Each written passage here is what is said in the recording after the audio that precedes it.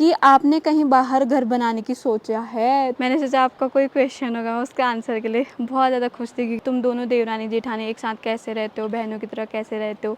आप दोनों भाई साथ में काम करते हो, दोनों का सेम वर्क है, तो आप लोग पैसे का 50-50 कैसे करते हो? हेलो दोस्तों, कैसे हो आप सभी लोग। उम्मीद करती हूँ आप सभी लोग ठीक होंगे और मैं भी एकदम से ठीक हूँ। और ये जो व्लॉग रहने वाला है ना, वो है आपके प्रश्नों से रिलेटेड। तो आजकल आप लोग देख रहे हो हमारे गांव में या हमारे पहाड़ों की ओर ना कामकाज या असौच का महीना लगा हुआ है। तो डेली डेली ना वही व्लॉग बन रहा है हम लोगों का कि वही घास काटो, वही मांग में जाओ। तो मैंने सोचा आज कुछ नया करते हैं और आप लोगों से पूछा था कि आप लोग क्वेश्चन करो और मैं उनका आंसर दूंगी। तो आप लोगों ने ना काफी ज्यादा क्वेश्चन किए हैं, तो आज मैं ना उन क्वेश्चनों का आप लोग को आंसर देने वाली हूँ। और ना मैं कोशिश करूंगी कि सभी आंसर मैं आप लोगों को दे सकूं, फिर भी ना कोई सवाल मुझसे छूट जाएंगे। और कुछ सवाल ऐसे होते हैं ना कि सबके सेम ही होते हैं। कुछ लोग तो अपनी प्रोफाइल में ना अपना नाम भी नहीं लिखे रहते हैं, खाली यूजर ये करके आता है, तो मैं उन लोग का भी नाम नहीं ले पाऊंगी, उसके लिए मैं दिल से माफी मांगती हूँ। चलिए जी, बढ़ते हैं प्रश्नों की ओर। और सबसे पहले प्रश्न है दीपा नेगी जी का। वो कहते हैं, भूमि दी आपके कपड़े बहुत अच्छे रहते हैं, आप ऑनलाइन मंगाते हो या शॉप से, प्लीज रिप्लाई जरूर करना। और नमन मिस्टी को ढेर सारा प्यार। तो नमन मिस्टी के लिए थैंक यू सो मच। बाकी ना जो मेरे कपड़ों की बात रही, कपड़ों की बात ना मैं कभी कभी ऑनलाइन शॉपिंग भी करती हूँ। और ऑनलाइन शॉपिंग ना मैं जब भी करती हूँ मैं आप लोगों के साथ जरूर शेयर करती हूँ।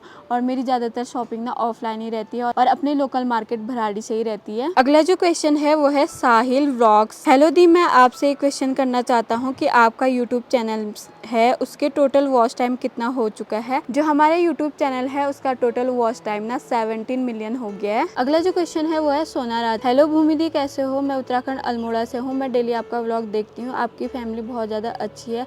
थैंक यू सो मच सोना जी। और उनका क्वेश्चन है, आप नमन को क्या क्या खिलाते हो, प्लीज़ बताना। तो मैं नमन को ना सिंपल सा खाना खिलाती हूँ। कभी मॉर्निंग में दलिया हो गया, दिन में मूंग दाल की खिचड़ी, कभी कभी ना एप्पल की प्यूरी, और रात को ना ज़्यादातर मैं दूध ही पिलाती हूँ, क्योंकि रोटी वगैरह अभी हम उसको ना कम ही खिलाते हैं, हैवी हो जाता है। और हम लोग ज़्यादा चीज़ कुछ भी नहीं खिलाते, जैसे अभी काजू बादाम वगैरह भी बिल्कुल नहीं खिलाते, क्योंकि पहाड़ों में ऐसा होता है ना कि ऑयली चीज़ थोड़ा खाने से ना खांसी वगैरह जल्दी हो जाती है, इसलिए हम लोग ना कुछ भी नहीं खिलाते हैं। अगला जो क्वेश्चन है वो है अंशिका चौहान जी का। वो कहते हैं, मैं ये पूछना चाहती हूँ, अगर आपके गांव की सड़क पूरी तरह से टूट गई तो आपका दूसरा रास्ता कौन सा होगा। अगर हमारे गांव की सड़क ना पूरी तरह से टूट गई तो हमारा दूसरा रास्ता ना चौड़ा स्थल के रास्ते होगा। सबसे पहले आप लोगों को भराड़ी मार्केट से सौंग के मार्केट जाना होगा, वहाँ से लोहार खेत, वहाँ से चौड़ा स्थल, फिर चौड़ा स्थल से कर्मी होते हुए फिर हमारे गांव आएगा। और ये वाला रास्ता ना बहुत ज़्यादा लंबा भी पड़ता है, इसलिए हम लोग तो कभी जाते हैं नहीं। लेकिन अगर कोई हमारे गांव में आना चाहता है जब हमारी सड़क टूट गई, तो वो बहुत ज़्यादा लंबा रास्ता है, लेकिन वहाँ से आ सकते हो आप लोग। अगला क्वेश्चन है रिया जोशी का। वो शायद भूमि से पूछना चाहती है हमारे रिलेटेड, मतलब भाई और रिलेटेड, तो इसका आंसर मैं देता हूँ।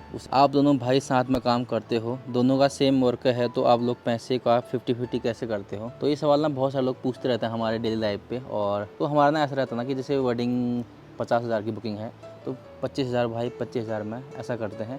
और उस 25,000 में से एल्बम वाले को जितना देना है उसका भी 50-50 करते हैं। और जो वर्कर आते हैं हमारे साथ उनको भी देना है उसमें से, तो वो भी 50-50 करते हैं। तो ऐसे करते हैं भाई, हम दोनों का वर्क ऐसे चलता है 50-50। अगला जो क्वेश्चन वो है चम्याल जी का। वो लिखते हैं, मेरा सवाल है आपसे, आप बच्चों की पढ़ाई के लिए कहीं बाहर जाएंगे या बागेश्वरी। और उनका एक और सवाल है, वो है कि आपने कहीं बाहर घर बनाने की सोचा है। तो चम्याल जी, हम लोगों ने ना अभी तक कहीं भी नहीं सोचा कि हम लोग कहीं बाहर घर बनाएंगे। रही बच्चों की पढ़ाई की बात, तो बच्चों की पढ़ाई के लिए ना हम लोग को बाहर जाना ही पड़ेगा, क्योंकि हमारे गाँव में ना स्कूल वगैरह की व्यवस्था नहीं है। अभी भी कहीं गाँव ऐसे हैं कि जहाँ ना स्कूल की व्यवस्था बिल्कुल भी नहीं होती है, जहाँ 1 या 2 बच्चे स्कूल में पढ़ रहे होते हैं, वो भी वही लोग होते हैं जो बाहर से आए हुए रहते हैं उस गांव में काम करने के लिए। लेकिन जो गांव के लोग होते हैं ना, सब लोग बाहर को ही रहते हैं। तो हम लोग को भी लगता है अगर टीचिंग की व्यवस्था यहाँ अच्छी हो गई तो हम लोग गांव में ही पढ़ाएंगे। 2-3 साल और हैं हमारे बच्चों के, अगर टीचिंग की व्यवस्था अभी अच्छी नहीं हो तो हम लोग को ना बाहर ही जाना पड़ेगा। और बाहर कहाँ जाएंगे अभी हम लोगों ने कुछ भी डिसाइड नहीं किया है, वो तभी करेंगे जब बच्चे ना स्कूल जाने के लायक हो जाएंगे। हर कोई इंसान यही चाहता है कि मतलब मेरा बच्चा ना जो बेसिक होता है उसका अच्छा रहे, तो हम लोग भी यही चाहते हैं। बाकी सब प्रभु की माया है, हम लोग कहाँ जा पाते हैं, आप लोग देख ही लोगे वीडियो में। अगला जो क्वेश्चन है वह है कुसुम लोहनी जी का। वो लिखते हैं, दी मेरे क्वेश्चन का आंसर जरूर देना प्लीज, मैं पिथौरागढ़ से हूँ। आप कभी पिथौरागढ़ आए हो क्या? और मुझे ये पूछना था कि बेबी का वेट बढ़ाने के लिए क्या क्या करना चाहिए, बिकॉज मैं न्यू मॉम बनी हूँ और घर में ऐसा कोई भी नहीं है कि जो मुझे बता सके। और मेरा बेटा ना 6 महीने का है, प्लीज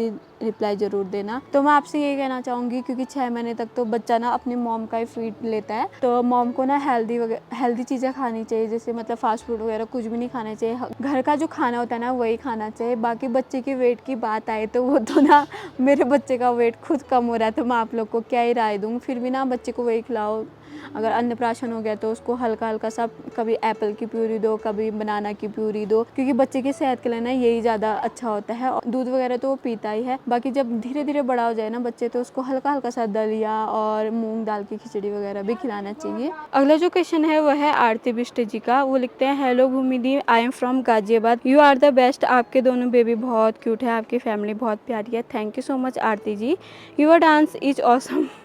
तो डांस तो मेरा ना ऐसी है हल्का फुल्का सा। और अगला उनका जो क्वेश्चन है वो लिखते हैं कि आप और हीनू दीना क्या शादी से पहले एक दूसरे को जानते थे? तो हम लोग ना शादी से पहले एक दूसरे को नहीं जानते थे। हाँ, मैंने देखा था उनको एक दो बारी, बट मुझे नहीं पता था कि वो मेरी जेठानी बनेंगे करके। तो हम लोग ना बिल्कुल भी नहीं जानते थे एक दूसरे को। अगला जो क्वेश्चन है वो है प्रियंका बोरा जी का। वो लिखते हैं, हाय दी नमस्ते, आप कैसे हो और आपके पूरे परिवार में ना सब कैसे हैं? मैं आपसे जो क्वेश्चन पूछ रही हूँ उसका आंसर देना प्लीज। मुझे ना आपसे कुछ नहीं पूछना है, बस मैं इतना ही बोलूँगी कि आप खुश रहो और आपकी फैमिली आपको और हिनू दी को ऐसी सपोर्ट करते रहे। बस मैं इतना ही बोलूँगी। और दी एक बार मेरा नाम ज़रूर लेना।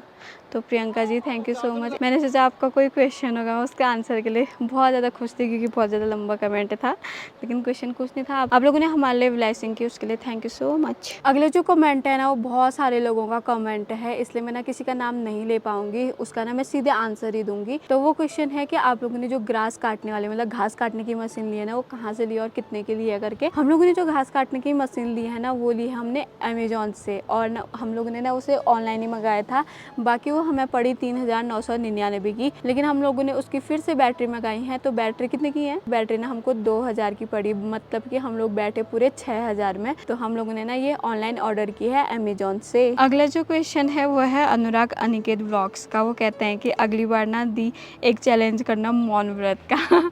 तो मैंने सोचा है कि मैं ज़रूर करूँगी। और अंकुर जी आपने ना बहुत अच्छा आइडिया दिया मुझे चैलेंजिंग का, और ये मौन व्रत का चैलेंज मैं अपने हस्बैंड जी के साथ करूँगी क्योंकि वो चपड़ चपड़ चपड़ बहुत ज़्यादा बोलते हैं। अगला जो क्वेश्चन है ना वो हम दोनों देवरानी जेठानी के बीच का है। मतलब कि ना काफ़ी लोग बोलते हैं कि तुम दोनों देवरानी जेठानी एक साथ कैसे रहते हो, बहनों की तरह कैसे रहते हो, या खाली वीडियो में ही अच्छे से रहते हो, या मतलब सामने वीडियो में दिखाने के लिए अच्छे से रहते हो और घर में तो ऐसे झगड़े वगैरह से रहते होगे। और मैं आप लोगों को ना इस क्वेश्चन का आंसर बहुत टाइम पहले से देना चाह रही थी, लेकिन मुझे ना टाइम ही नहीं हो रहा था मैं कि इतना ज़्यादा बोल पाऊँ। तो मैं आज फाइनली इस क्वेश्चन का आंसर आप लोगों को देने वाली हूँ।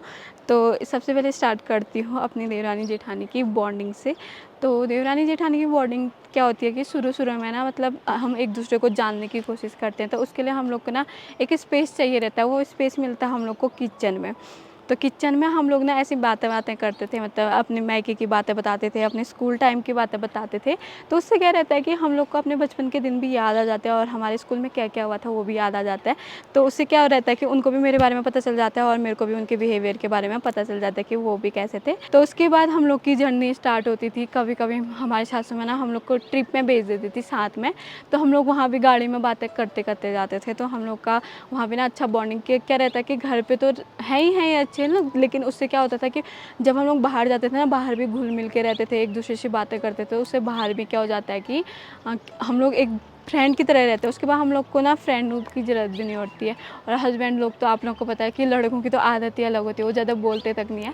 तो लड़कियाँ क्या होती है चप्पड़ चप्पड़ करते हैं और उसी बहाने से ना एक दूसरे की फीलिंग भी बता लेते हैं। तो मैंने भी अपनी जेठानी जी को अपनी सारी बातें बताई और उन्होंने भी मुझे बताई। तो इससे ना हम लोग की फ्रेंडशिप अच्छी हो गई। तो हम लोग की बॉन्डिंग ना अच्छी है, हम लोग घर पर भी सेम रहते हैं। आज मैंने पूरे गाँव में घूम के आप लोगों के क्वेश्चन के आंसर भी दिए। घूमने का मकसद ये था कि मेरे को जाना था श्राद्ध का भात खाने के लिए।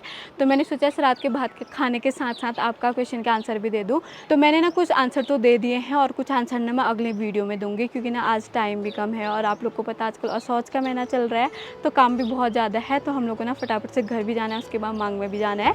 इसलिए आज के वीडियो को इतना ही रखता है और जो क्वेश्चन छूट गया ना वो आपको अगली वीडियो में देखने को मिलेंगे। तो उम्मीद करती हूँ आप लोग को ये वीडियो पसंद आया होगा और आप लोग के क्वेश्चन के आंसर भी मिल गए होंगे। तो मिलते हैं आपको जल्दी एक नए व्लॉग के साथ, तब तक के लिए अपना ध्यान रखना। जय देवभूमि, जय उत्तराखंड, बाय बाय दोस्तों। और आज जिन लोग के क्वेश्चन के आंसर नहीं दे पाए ना उनसे बहुत ज़्यादा माफ़ी मांगती हूँ मैं दिल से।